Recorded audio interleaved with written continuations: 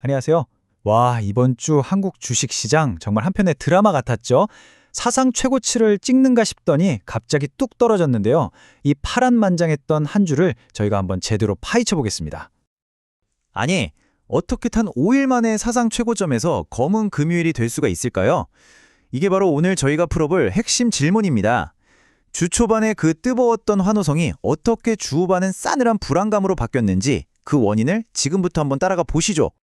이 타임라인을 보시면 흐름이 딱 보이죠? 월요일, 화요일까지만 해도 분위기 정말 뜨거웠거든요. 그런데 수요일, 목요일을 지나면서 뭔가 분위기가 싸해지더니 금요일엔 완전히 얼어붙어 버렸습니다. 자, 그럼 먼저 이 짧았던 반도체의 붐 이야기부터 시작해 볼게요. 도대체 무엇이 시장을 그렇게 뜨겁게 달궜던 걸까요? 모든 랠리의 바로 그 시작점입니다. 모든 건 바로 이 소식 하나 때문이었습니다. 삼성전자의 차세대 메모리 칩, 바로 HBM3E가 그 까다롭다는 엔비디아의 품질 테스트를 통과했다는 거예요. 이건 정말 명확하고 강력한 데이터였죠. 이 소식 하나에 투자자들의 기대감이 그야말로 폭발하면서 시장은 거침없이 위로 쏘아 올리기 시작했습니다. 그리고 마침내 코스피가 장중에 무려 3,470, 역사적인 신고가를 찍었습니다. 와, 이 숫자 하나만 봐도 당시 시장 분위기가 얼마나 뜨거웠는지 상상이 가시죠? 하지만 여러분도 아시다시피 그 기쁨은 정말 짧았습니다.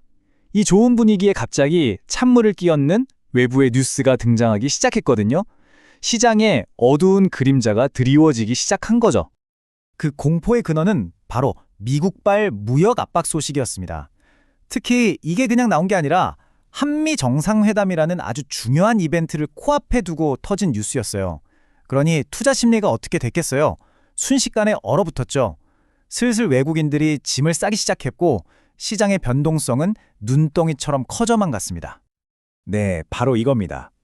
긍정적인 데이터가 부정적인 뉴스에 의해 무력화되었다. 삼성의 기술력이라는 그 확실하고 좋은 데이터가 무역 갈등이라는 불확실하고 무서운 뉴스 앞에서 그냥 힘을 못 쓴 거예요.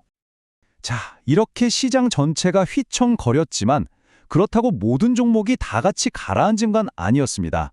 이 와중에도 운명이 정말 극명하게 엇갈린 주식들이 있었거든요. 지금부터 그 이야기를 좀 해볼게요. 결과부터 보시죠. 주중에 3,470까지 갔던 코스피가 결국 3,386.05로 한 주를 마감했습니다. 그러니까 일주일 만에 거의 100포인트가 그냥 허공으로 날아간 셈이에요. 조금 더 자세히 들여다보면요. 코스피는 마이너스 1.7%였는데 기술주가 많은 코스닥은 마이너스 3.2%로 타격이 훨씬 더 컸습니다. 역시 이런 불확실성이 커질 때는 좀 더 위험하다고 여겨지는 자산부터 피하려는 심리가 강하게 작용한 거죠. 그런데 말이죠. 이런 하락장 속에서 정말 흥미로운 일이 벌어졌습니다. 우리나라 대표 플랫폼 기업 네이버와 카카오, 이 둘의 운명이 정말 완전히 180도 갈렸다는 겁니다. 이 그래프 좀 보세요. 정말 놀랍지 않나요? 시장이 이렇게 무너지는데 네이버는 오히려 9.6%나 올랐어요. 반면에 카카오는 11.5%가 빠졌고요. 그러니까 일주일 만에 둘 사이에 20%가 넘는 격차가 벌어진 겁니다. 대단하죠? 아니, 네이버는 어떻게 시장의 흐름을 거스를 수 있었을까요? 그 비결은 바로 기대감이었습니다. 네이버의 금융자회사랑 우리나라 최대 암호화폐 거래소죠. 업비트 운영사. 이 둘이 손잡을 수도 있다는 뉴스가 터진 거예요. 이게 시장의 그 어떤 불안감보다도 더 강력한 힘을 발휘했던 겁니다. 다른 대형주들도 한번 볼까요? 삼성전자는 HBM이라는 워낙 강력한 데이터가 있어서 주간으로는 상승을 지켜내긴 했어요. 하지만 시장 전체를 짓누르는 뉴스의 힘 때문에 상승분을 많이 반납했죠.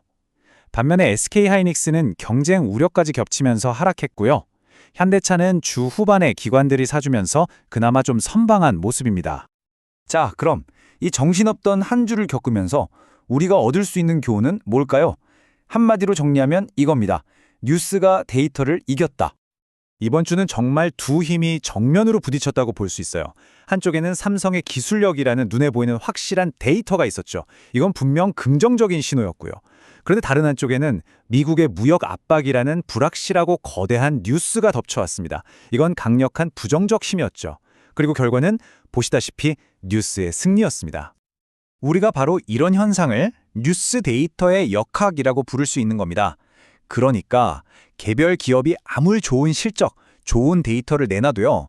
시장 전체를 흔들어버리는 거시적인 뉴스 한 방에 모든 게 무력화될 수 있다는 거죠. 정말 딱 맞는 표현인 것 같아요. 반짝 찾아왔던 반도체의 봄은 너무나 짧았고 곧바로 들이닥친 무역의 겨울에 대한 공포가 시장 전체를 지배해버린 한 주였습니다.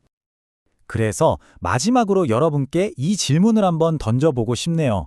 우리가 투자하는 이 시장에서 과연 더 큰 힘을 갖는 건 뭘까요? 한 기업의 눈부신 혁신일까요? 아니면 저 멀리서 들려오는 정치인의 예측 불허한 말 한마디일까요? 이번 한 주는 우리에게 참 많은 생각을 던져주는 것 같습니다.